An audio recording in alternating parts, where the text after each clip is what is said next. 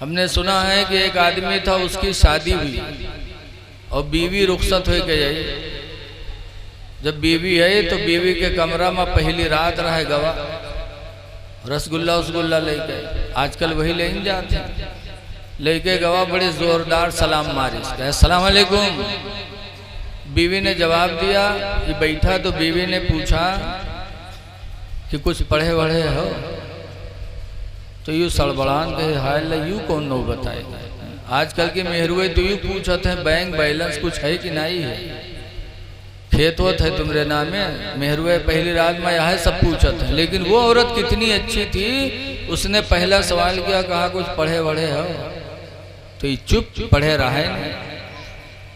तो चुप होगा तो बीवी फिर पूछे, अरे बताओ ना कुछ पढ़े वढ़े हो? तो गुस्सा आएगा, कैसे काहे घर में रहा ही हो कि इम्तिहान ले ही हो हमारे? तो कहीं नाही न पढ़े हो तो पढ़ लो, कहीं सब पढ़े जाए, 35 साल के हो गए हैं, अब पढ़े जाए कि कमाए कमाए तुमका खवाई। तब औरतिया ने कहा, सुनो, दिन में कमाई करो और रात रात मुझसे पढ़ लो। अल्हम्दुलिल्लाह मेरे माँ बाप ने कुरान पढ़ा के मुझे भेजा। तो कहे, अच्छा तुमसे पढ़ी है? अगर गांव में कोई जानेगा कि फलनवा अपने मेहरुआ थे पढ़ते तो कितनी बड़ी बदनामी हुई। कहीं अरे तो पढ़े हो तुम, पढ़ेबे हम, न तुम बताओ न हम बतेबे तो कोई कैसे जाने। खैर पहली रात कोई सूरज से कटी गई, दूसरी रात फिर गवा तो फिर औरतिया कहते, अरे पढ़ ले रे, अल्लाह के वास्ते पढ़ ले, इससे अच्छा मौका न पाई है रे, पढ़ ले। तो कहते पीछे पड़ गई हो, पीछे पड़ी हो, पढ़ तो ले, लेकिन अगर कहूँ सखी सहेली में नाम ले ली हो हमारा कि हमारा आदमी हमरे थे पढ़ते, तो तुम्हारे को तुम रौखब न, बड़ा जाहिल है। और क्या कहे पढ़े ले न बताइए। तो पूछिस कौन किताब ले? तो कहीं जाओ बगदादी कायदा ले आओ। तो जब बगदादी कायदा सुनिस तब चौंका, कहीं बगदादी कायदा, इतना पैसा हमरे फिर कहाँ है रे कि हम पासपोर्ट बनवे थे, वीजा खरीदे थे, बगदादी कायदा ले। बड़ा चोंगा रहा, जाना रहा बगदादी कायदा बगदाद में बिका था। तो औरतिया कहे, सुनो, ये नाम है बगदादी, ये सब कहूँ बिका था। कहीं अच्छा। सुबह हुई तो गवा किताब की दुकान पर, कहे भैया बगदादी कायदा है? कहीं हाँ है। तो दीस पैसा लिहिस, ले के बाद हाथ में लेके नहीं चला, बगदादी कायदा का घुमा के चोंगला बना के जेब में धरीस कि कोई देख न ले तो पूछ ले कि कहाँ जाता। बहरहाल लेके आया, बीवी ने पढ़ाना शुरू किया। 35 साल का जवान था, बीवी ने पढ़ाना शुरू किया। एक ही हफ्ता में बगदादी कायदा उसका ख़त्म हो गया। ज़रा सीटी कम करो भैया। जब पहली किताब ख़त्म हुई तब वो अपनी बीवी से फिर कहा था कि यार अब तो ये ख़त्म हो गया, अब तो कहीं जाए सन्नल कुरान ले आओ, या सन्नल कुरान लेके आओ। तो बीवी ने उसे भी 2 हफ्ता में पढ़ा दिया। पूछे सब? तो कहीं जाओ कुरान शरीफ ले आओ। कुरान शरीफ लेके आया, बीवी ने पढ़ाना शुरू किया तो 2.5 महीना में उसने 25 पारा पढ़ा दिया। कह दो जरा सुभान अल्लाह। जब 25 पारा पढ़ेगा तब एक दिन कहला कि आए रे 25 पढ़ डाले हैं, 5 रह गए हैं और अभी कोई जान नहीं पैसे। तो तनी अपने सखी सहेली में कहूँ बताओ कि हमरे आदमी पढ़े हैं, अब खुदे प्रचार करवावे। तब बीवी ने कहा घबराओ ना, तुम्हारे नाना के मामला आखिरी चलत है और ख़त्म हुई है। तीसरे दिन सय्युम हुए तो गांव के लोग जुटी हैं, वही में तुम कुरान पढ़े तो गांव में आउट हुई। अलग मर्जी के नाना के मामला चलत रहे डामाडोल, वही के ख़त्म। जब ख़त्म हो गए तो तीसरे दिन सय्युम हुआ। तो मस्जिद में गांव के लोग जुटे, कुछ कुरान पढ़े कुछ चना पढ़े। तो यहू कुर्ता पैजामा टोपी भी लगा के पहुंचा। तो जब पहुंचा तो कुरान वालों की तरफ बढ़ा, अभी के सथिवे बैठे चना पढ़त रहा। जब कुरान वाले की तरफ बढ़ा तो सथिवे के कुर्ता पकड़ के खींचन कहीं यहाँ आओ, यहाँ रे बाहर कहाँ जाते रे, बाहर कुरान वाले इधर, चना वाले इधर आओ। सथिवे जानत रहे न यूँ पढ़े ना हम पढ़े। तो कहीं नहीं आज हम कुरान पढ़ गए। सथिवे कहीं नहीं कब से रे, कहीं ना आज से। तो सथिवे छोड़ दिन, कहीं देखी कैसे पढ़ा था। जब गया कुरान शरीफ उठाया और शुरू किया बिस्मिल्लाहिर्रहमानिर्रहीम अल्हम्दुलिल्लाह रब्बिल आलमीन। जिस तरह बीवी ने एक आयत करके पढ़ाया था, पढ़ने लगा। जब अलहम्दो पढ़ के ख़त्म किए तो सथेवे जानिन हो सकते कहूँ पूछ पूछ के याद के लिए से।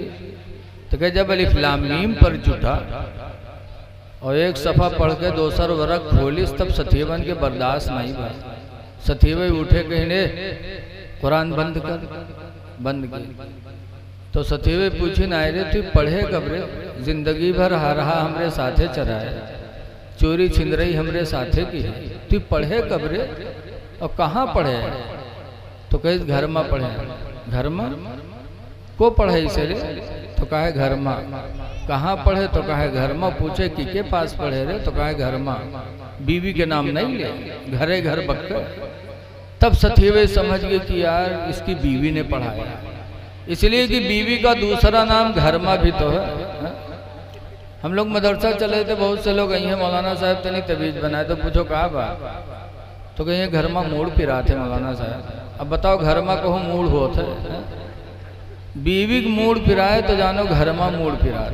ऐसे बहुत से गिलास में पानी ले कहें तेरे मौलाना साहब फूंक दो। पूछो कहाँ बात? तो कहें घर में पेट पिराते। अब बताओ घर में कहूँ पेट होता है। मेहरुआ के दूसरा नाम घर माँ। पूछे कहाँ पढ़े रे? तो कहा घर माँ। पूछे को पढ़ाई से रे? तो कहा घर माँ। तो सथेवे समझ के कुछ नहीं कि बीवी पढ़ाई से।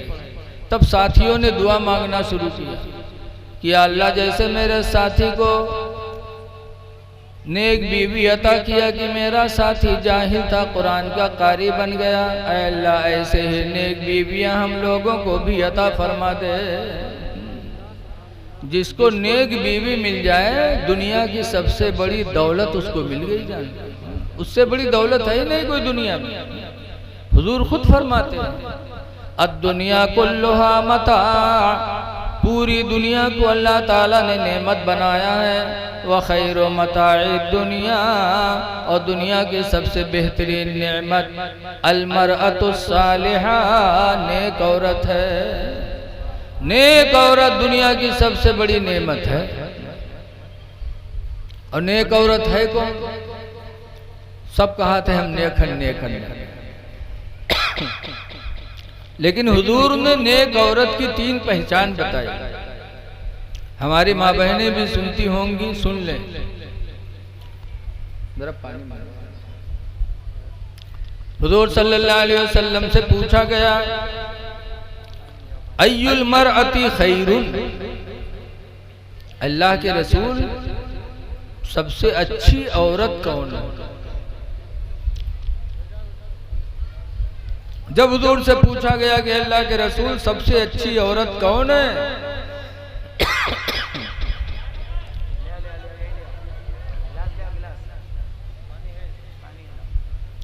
दरूद शरीफ पढ़िए।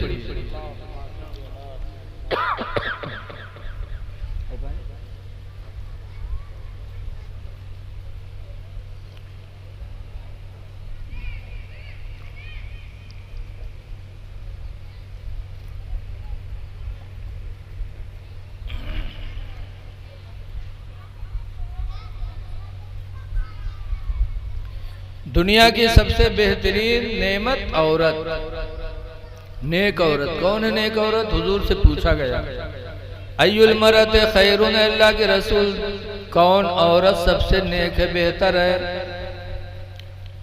तो हुजूर ने 3 सिफत बताई। ए बच्चे दूर दूर हो जाओ, तुम लोग दूर दूर हो।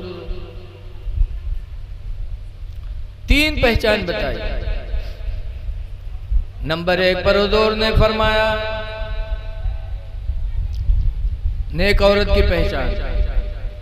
हुजूर ने फरमाया इज़ा नज़रा इलैहा, जब उसका मर्द बाहर से आए उसको देखे, फसर्रत हो, तो औरत अपने शौहर को खुश कर दे।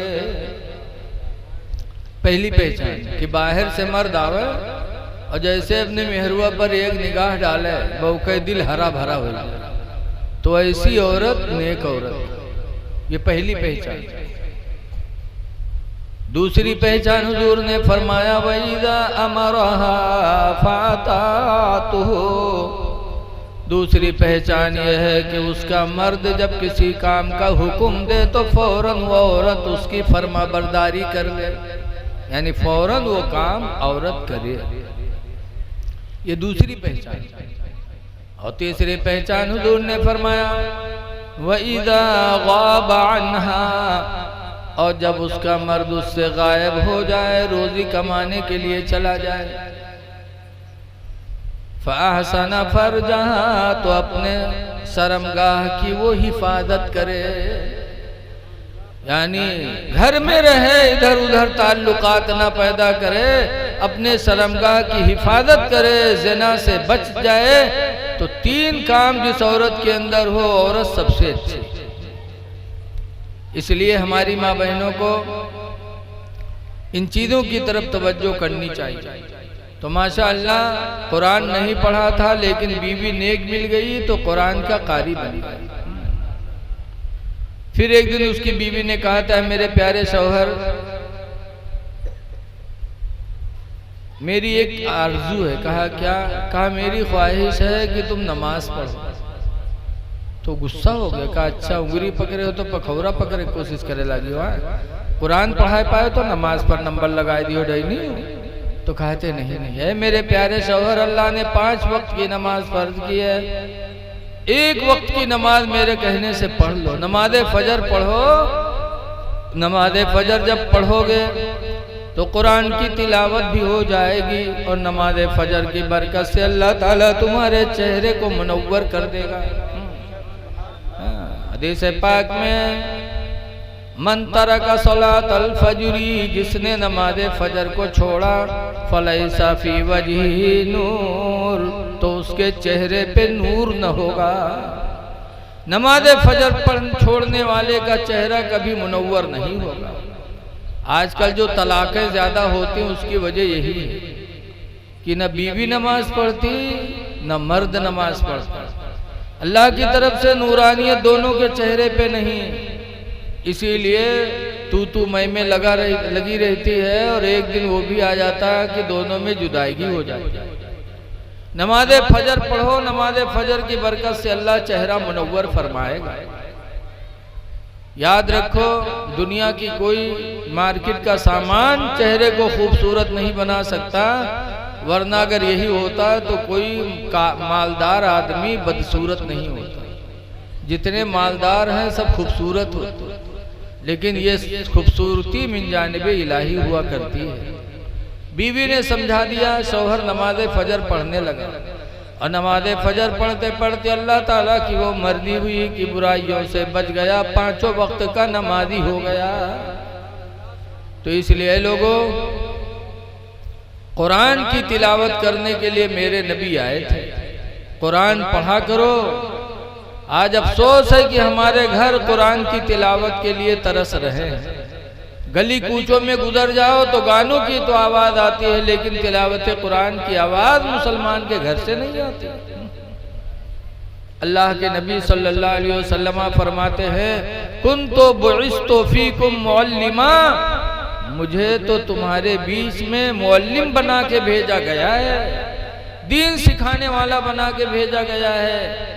इसलिए आप हजरात से गुजारिश है, कुरान की तालीम हासिल करो, अपने बच्चों को कुरान पढ़वाओ, इसलिए कि बगैर कुरान के हम नमाज भी तो नहीं पढ़ सकते, नमाज हमारी अदा नहीं होगी।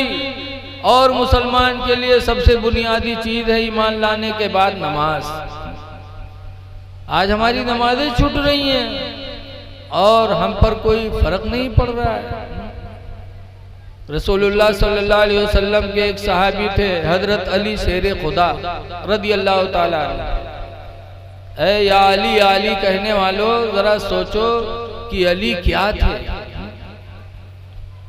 मक्का के करीब एक साहबा एक जगह है जहां हुजूर हजरत अली के रान पे सर रख के लेट गए थे और हजरत अली ने असर नहीं पढ़ी थी। असर नहीं पढ़ी थी, हुजूर सो रहे थे, उनके रान पे सर रखे, सूरज डूबने लगा।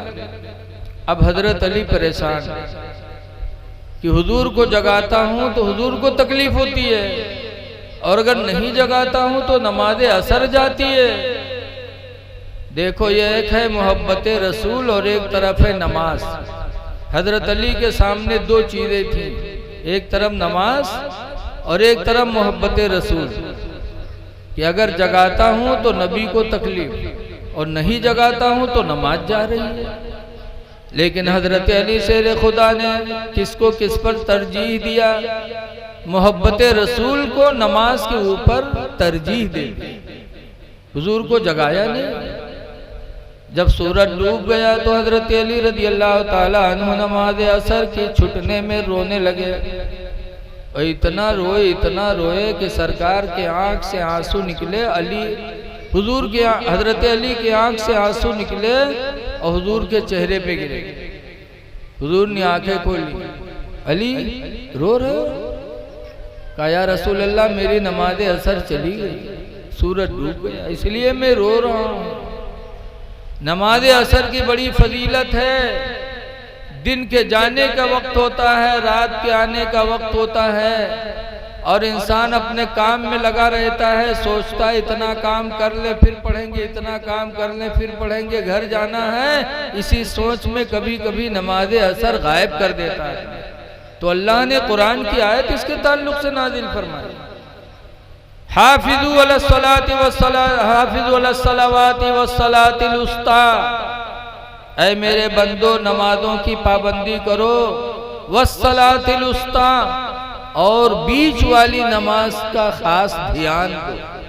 ये असर की नमाज बीच की नमाज है, रात के आने का टाइम, दिन के जाने का टाइम। तो पांचों नमाज की पाबंदी करो, खास तौर से बीच की नमाज का। और वही नमाज असर थी, हजरत अली की छूट गई तो रोए थे। तो हुजूर ने उंगली का इशारा फरमाया था तो डूबा हुआ सूरज फिर वापस आया था। सुना होगा आपने 12। हुजूर ने उंगली का इशारा किया तो डूबा हुआ सूरज फिर आया, उतनी दूर पे जाके रुका जहां से नमाज असर का वक्त शुरू होता है। हजरत अली ने नमाज असर पढ़ी।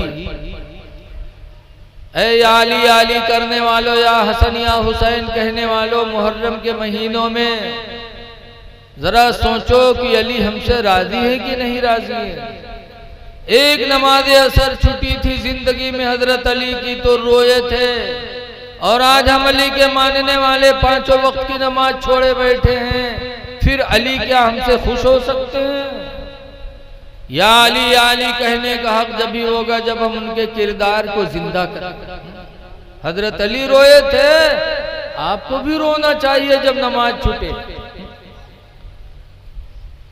लेकिन आज हम में नमाज का एहसास नहीं है। हाय अफसोस, हमारी नमाज जा रही है और आज हम आशिके रसूल बने बैठे कि हम नबी के आशिक हैं। आशिके रसूल थे तो हजरत अली शेर खुदा थे। किरान पे सर रखे रहे तो अली ने जगाया नहीं, नमाज असर छूट गई। आशिके रसूल तो अली थे, फिर भी नमाज के छूटने पर रोए थे। और आप कैसे आशिके रसूल हो कि आपकी नमाज एक नहीं सारी नमाजें जा रही हैं और आपको रोना छोड़ दो, आपको एहसास तक नहीं है। ऐ लोगों, नमाजों की पाबंदी करो। नमाज पढ़ोगे तो इंशाअल्लाह ताला दुनिया में भी इज्जत मिलेगी, आखिरत में भी इज्जत मिलेगी।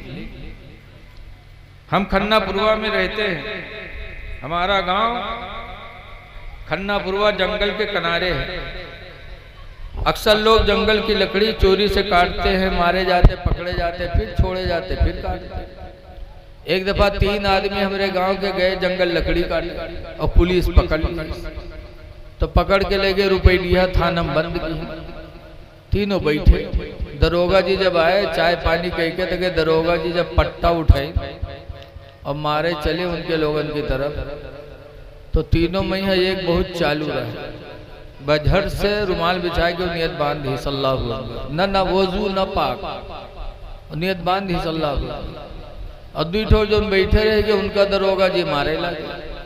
उनका मार वार के जब उकेलंग बढ़े तो फिर सलाम फेर के फिर उठा, फिर झप से बांध लिए। तो वहां से दरोगा जी लौट गया। फिर उन्होंने दोनों जुट गए, उनका दोनों को मारा और जब उकेलंग बढ़े तो उनके नमाजें नहीं खत्म हुए। सलाम फेरे कि फिर बांधे ठाड़। घंटाहन गुजरेगा और के नमाज नहीं खत्म है, और वही उन्हीं का मारे दोनों का। यहाँ तक कि गांव से पैसा बटोर के थाने में पहुंचा, दरोगा जी रुपया पाएंगे तो छोड़ दी। जब तीनों छोड़ी गांव में यहाँ आए तो दोनों का गरिया में कहीं ये सार कब के नमाज हुई रहे हो, ये सार घंटाहन अल्लाह जाने कौन नमाज पढ़े। थोड़ी देर इका मरती दरोगा जी, तब तक तो हम लोग समझा लिए, लेकिन अल्लाह जाने कौन नमाज शुरू कर दी। सारा घंटाने के नमाजें नहीं खत्म। एक थाने का दरोगा भी नमाज का एहतराम किया। अगर सच्ची नमाज पढ़ा होता तो दरोगा जी के मार से तो बचा ही था, आखिरत में अल्लाह के अज़ाब से भी बच जाता। नमाज पढ़ो, नमाज तुमको दुनिया में भी इज्जत दिलाएगी, आखिरत में भी इज्जत दिलाएगी।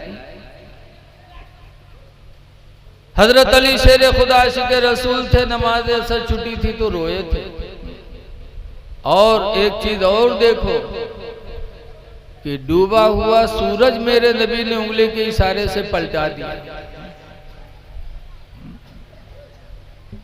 आला हजरत इमाम अहले सुन्नत फरमाते हैं, सूरज उल्टे पांव पलटे चांद इशारे से हो चाक। सूरज उल्टे पांव पलटे चांद इशारे से हो चाक। ओ अंधे नजदी देख ले ताकत रसूलुल्लाह की, अंधे नजदी देख ले।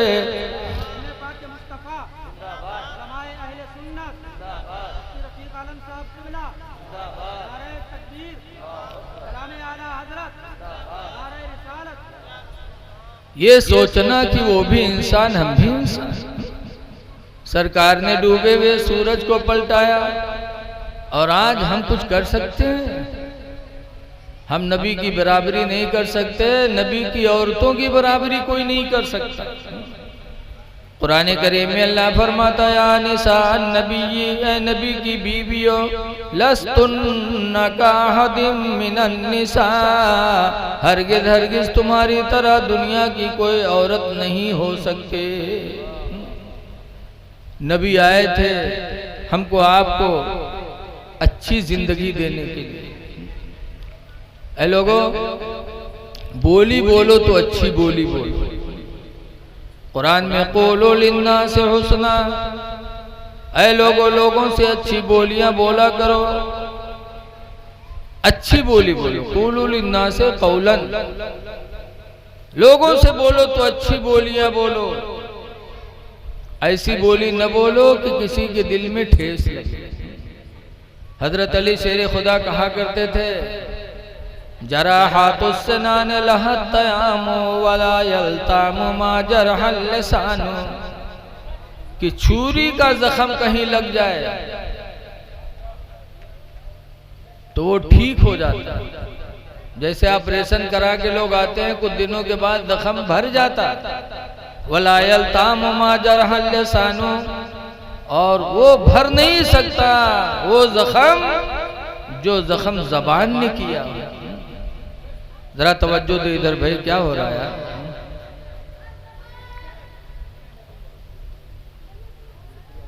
जब किसी का दिल टूट जाता है तो फिर जल्दी जुटता नहीं। इसलिए अच्छी बोली बोलो, प्यार की बोली बोलो, माँ बाप से भी अच्छी बोली बोलो। लेकिन आज देखा जाता है बाहर रही हैं बिल्ली में और घर में आई हैं तो शेर में। माँ बाप से, घर वालों से कैसी बोली बोलो। अल्लाह ताला ने कुरान करीम में फरमाया, वक़ुल लहुमा क़ौलन करीमा, ऐ मेरे बंदो, माँ बाप से प्यार की बोलियां बोला करो, मीठी बोली बोलो। ऐसी बोली बाप से न बोलो, माँ से न बोलो कि माँ बाप का दिल टूट जाए। हुजूर से पूछा गया था, अल्लाह के रसूल, क़यामत के दिन सबसे बेहतर इंसान अल्लाह के नज़दीक कौन होगा? तो हुजूर ने फरमाया था, क़यामत के दिन अल्लाह के नज़दीक सबसे महबूब बंदा वो होगा जिसने दुनिया में किसी का दिल खुश किया होगा, किसी का दिल खुश किया होगा, अल्लाह के नज़दीक वो बेहतर होगा। तो 4 दिन की ज़िंदगी मिली है, इसमें लोगों के दिलों को खुश करने की कोशिश करो। इसीलिए हुजूर से पूछा गया था, अय्युल मुस्लिम खैरुन, अल्लाह के रसूल कौन मुसलमान बेहतर है, सबसे अच्छा मुसलमान कौन है? तो सरकार ने बताया था, मन सलिमल मुस्लिमून मिन लिसानिही व यदिही, कि मुसलमान वो बेहतर है जो दूसरों को अपनी जबान और अपने हाथ से महफूज रखे, न किसी पर हाथ उठाए, न किसी को ऐसी बोली बोले कि दिल पे लग जाए तीर की तरह। तो कोशिश करो कि हमारा हाथ किसी पर न उठे, सब्र करो, तुम रहमतुल लिल आलमीन के उम्मती हो।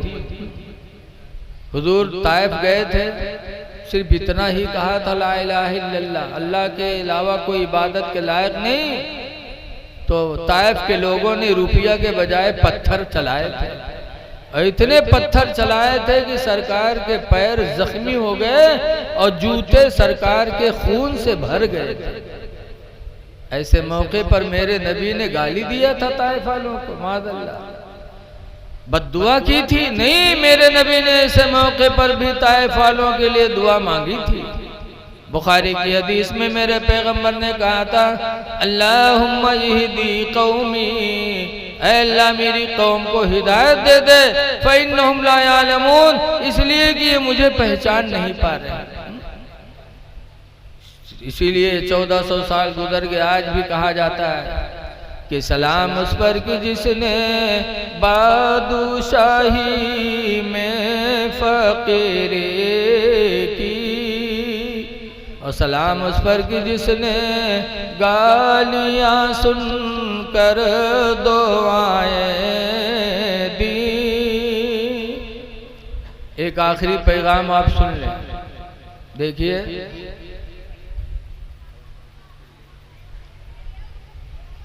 हो सकता है कुछ लोग बाकी हों जो मेरे बाद भी आपको कुछ सुनना पड़ेगा। आप जाइएगा नहीं, जलसा बड़ी मेहनत के बाद होता है। जिन लोगों ने इसको मुनक़िद किया, अजीज़म हाफिज शहजाद शमशाद साहब किबला ने और उनके साथियों ने कितनी मेहनत की होगी।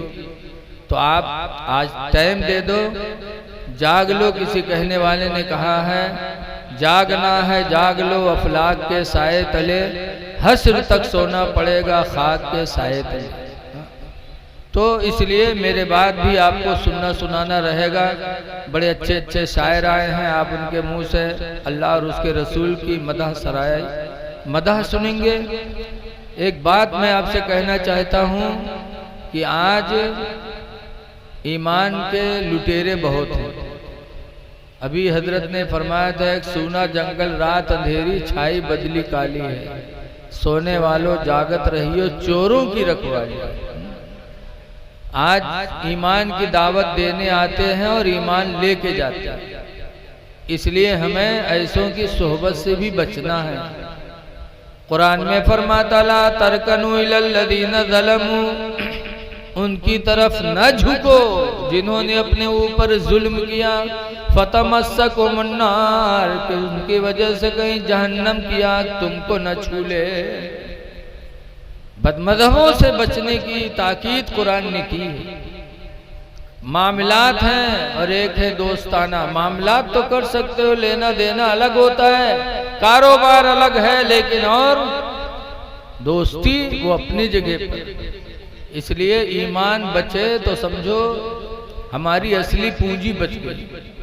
हजरत इमाम आज़म अबू हनीफा रहमतुल्लाह अलैह एक जगह तकरीर कर रहे थे, तो एक बुढ़िया अपन बकरी लेके, और बकरिया के दाढ़ी के बाल जा मेरा है। तो बुढ़िया कहला कि इमाम आज़म ये बताओ कि तुम्हारी दाढ़ी बढ़िया है कि हमरे बकरी की दाढ़ी बढ़िया है। तो इमाम आज़म ने कहा था, बूढ़ी माँ, अगर मैं ईमान पर दुनिया से गया तो मेरी दाढ़ी तुम्हारी बकरी की दाढ़ी से अफजल है, और खुदा न करे अगर मैं बेईमान हो के दुनिया से चला गया तो तुम्हारी बकरी की दाढ़ी मेरी दाढ़ी से अच्छी होगी। पता चला इमाम आदम ने बता दिया कि चाहे दाढ़ी हो चाहे नमाज रोजा हो, सबका दारो मदार ईमान है। अगर ईमान महफूज है तो हमारी इबादतें भी महफूज हैं। इसलिए अपने ईमान को बचाने की कोशिश करो और मसलक अहले सुन्नत व जमात पे कायम व दायम रहो। आज अल्हम्दुलिल्लाह यही मसलक हक है। इस मसलक में हमें लापरवाही नहीं बताई गई। आला हजरत इमाम अहले सुन्नत रज़ी अल्लाह ताला अन्हु की जिंदगी पढ़ोगे तो इंशाअल्लाह ताला हम पर वो चीज़ वाज़े हो जाएगी कि आशिक़े रसूल कहते किसे। आशिक़े रसूल वही है जिससे कोई नबी की सुन्नत छूटने न पाए। आज हम दाढ़ी के बाल बनवाएं, दाढ़ी न रखाएं और हम कहें आशिक़े रसूल हैं, तो क्या हम आशिक़े रसूल बन सकते हैं? सहाबा से बड़े हम आशिक नहीं बन सकते और कोई सहाबी ऐसा नहीं जिसने दाढ़ी बनवाई। हर सहाबी के चेहरे पे दाढ़ी थी। 1,24,000 या 2,24,000 नबी दुनिया में आए, सबके चेहरे पे दाढ़ी थी। इसलिए मुसलमानों अपने चेहरों पे दाढ़ियां रखा करके साबित कर दो कि हम मुसलमान हैं और दुनिया से जाओ तो मुसलमान बन के जाओ। और ऐ नौजवानों, तुम बुढ़ापे का सहारा न करो कि हम बूढ़े होंगे तब दाढ़ी रखाएंगे, खुदा जाने बुढ़ापा मिले कि न मिले, किस वक्त बुलावा आ जाए। लिखा है दाढ़ी कब्र में रोशनी का सहारा है। जिसके चेहरे पे दाढ़ी होगी उसकी कब्र मुनव्वर होगी। तो अंधेरी कोठरी में रोशनी का इंतजाम कर लो, रहती दुनिया दाढ़ी चेहरे पे रखा लो। लेकिन आज हम लोगों के दिल इतने ढीठ हो गए हैं। एक बुढ़वा रहा है, बीमार बहुत हो गए, लड़का उका घेरे बैठे, अब्बा ई बात अब्बा वो बात। इतने में यहाँ बुढ़वा कहा थे भैया रे हम बचबे ना। तो कहें तब अब्बा, तो बुढ़वा कहते जो हम मर जेबे ना तो हमरे कफन में पुरान कपड़ा दिहो नवा न दिहो। लड़के कहना अब्बा यूं कहाँ हो सकत है कि हमरे लिए सब कुछ की हो, मर जियो तुम लोग कफन पुरान कपड़ा देवे। गाँव वाले कहा कहीं है अब्बा? तो बुढ़वा कहते गांव वाले चक्कर में पड़ के सारे हमका फंसाए दे रे। कहीं कहा है अब्बा? तो बुढ़वा कहते रे पुरान कपड़ा में लपेट के रखो कब्र में, ताकि जब फरिश्ते हिसाब करें यह देखिए कफन पुरान। तो कहे तो बहुत पहले मर चुका है, क्या हिसाब होगा हुई छोड़ो। तो छोड़ छाड़ चले जाइए और नवा कफन में रखिए, जुड़ते जुड़ जाइए कि न जुटी है रे। बता ऐसे बुढ़वा परे हैं कि जिंदगी भर तो दलाली करबे कि मरे के बाद 420 कर एक सोचे बैठे। लोगों कब्र बड़ी कठिन जगह है, वहाँ दलाली नहीं चलेगी। अल्लाह कुरान में फरमाता इन्ना बतशा रब्बिका लशदीद, बेशक तुम्हारे रब की पकड़ बहुत सख्त है। इसलिए चेहरों पे दाढ़ी रखा लो ताकि कब्र में रोशनी का सहारा हो जाए। कब्र वो वहशतनाक जगह है कि आला हजरत इतने बड़े मुजद्दिद फिर भी अपनी नबी की बारगाह में फरियाद करते हैं, या रसूल अल्लाह खड़े हैं मुनकर नकीर सर पर, न कोई हामी न कोई आवर। खड़े हैं मुनकर नकीर सर पर, न कोई हामी न कोई आवर। और बता दो आकर मेरे पैगंबर के सख्त मुश्किल जवाब में है। बता दो आकर मेरे पैगंबर के सख्त मुश्किल जवाब में है। ख़ास तौर से हमारी माँ बहनों को भी नबी की सुन्नतों का ध्यान देना चाहिए, इसलिए कि औरतों को मकाम मिला है तो नबी रहमत के वसीले से मिला है। नबी करीम सल्लल्लाहु अलैहि वसल्लम आए तो औरतों को इज्जत मिली, वरना औरतों पर कितना जुल्म होता था तारीख पढ़ो सुनो तो पता चलेगा। इसलिए हमारी माँ बहनों को ख़ास तौर से ध्यान देना चाहिए कि वो दीन से करीब हों, बुरी बातों से दूर रहे, इसलिए कि इनकी गोद बहुत अहम है। बताया गया उतलुबुल इल्मा मिनल महदी, माँ की गोद से इल्म हासिल करो। बच्चों का सबसे पहला मदरसा माँ की गोद है।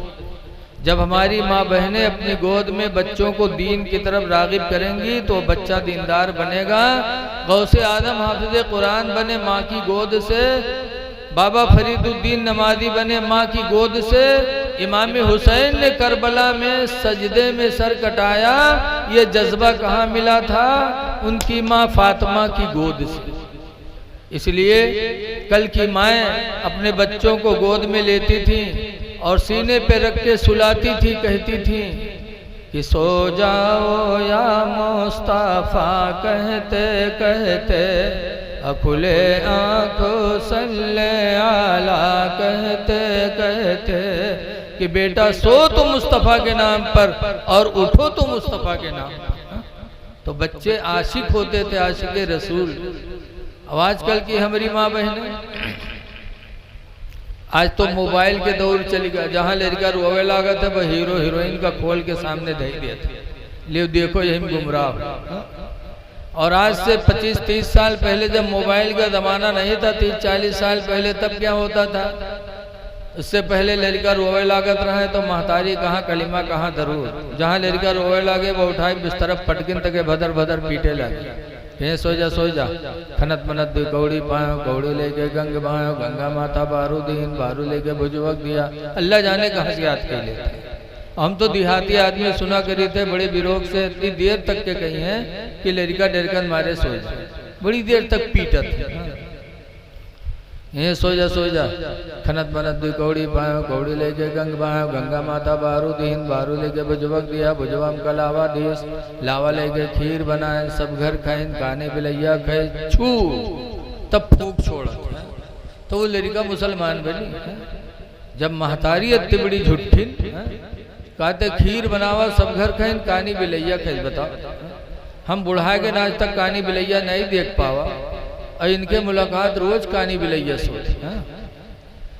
माँ होती है, माँ नेक तो औलाद नेक है। इसीलिए कहने वाले ने कहा है कि बेअदब माँ बाअदब औलाद जन सकते नहीं, बेअदब माँ बाअदब औलाद जन सकती नहीं, मादन दर मादन फौलाद बन सकते नहीं। जैसे लोहा सोना नहीं बन सकता, ऐसे बेअदब माँ की गोद से बादब बच्चा नहीं।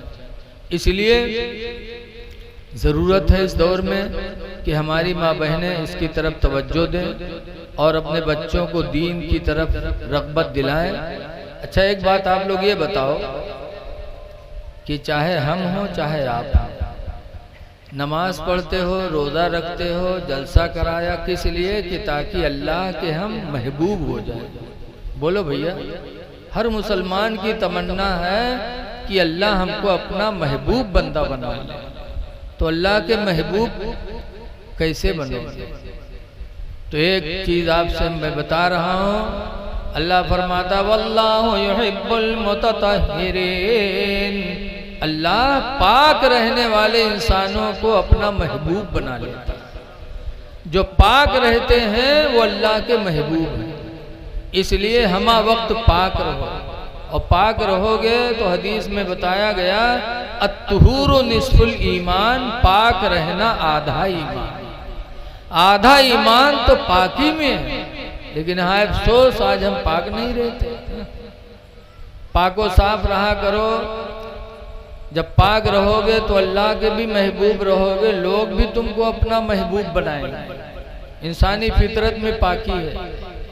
किसी के घर चले जाओ मेहमान बनकर, और घर में से कोनो छोट लड़का निकले साफ सुथरा, तो मेहमान उससे प्यार करता है। कभी गाले फात, कभी चुम्मो ले लेते, कभी गोदी में चिपकाए लेते। और कोई के घरे मेहमान जाओ, घर से ही मेल लड़का निकले क्योंकि बुल्लू बुल्लू नाके बहात हो, तो के चुम्मा ली कोई। क्यों? इंसान की फितरत में पाकी, पाको साफ रहो हर वक्त। हमारी माँ बहनें भी बहुत से ऐसे ये मदरसा में कहे मौलाना भैया तनी कुछ बनाए दो, पूछो कहा बात, तो कहे गुडुआ कब्बा तो हमारे लंग निगाहें नहीं उठावत। बताओ महीना नहाई हो ना तो निगाह उठी, कब नहीं है, जब कहूँ मेलम जाए। ऐ मेरी माँ बहनों, पाको साफ रहो, खुदा जाने किस वक्त बुलावा आ जाए।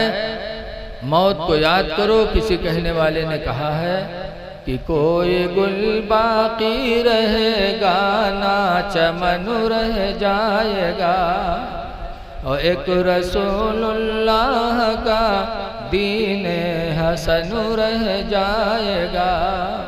हम सफीरो बाग में है कोई दम के चह चहे, और बुलबुल उड़ जाएंगे सोना चमन रह जाएगा।